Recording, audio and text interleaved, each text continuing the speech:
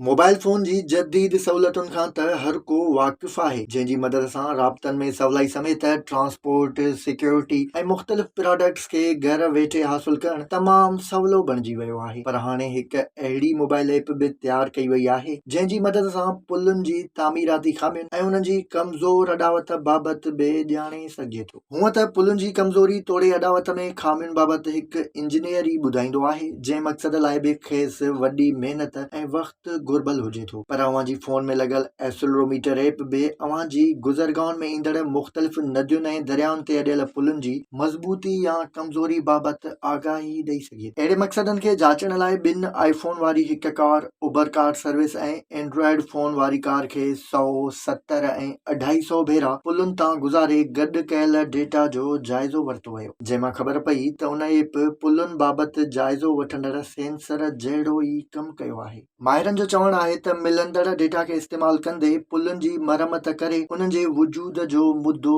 वधाए सघिजे थो।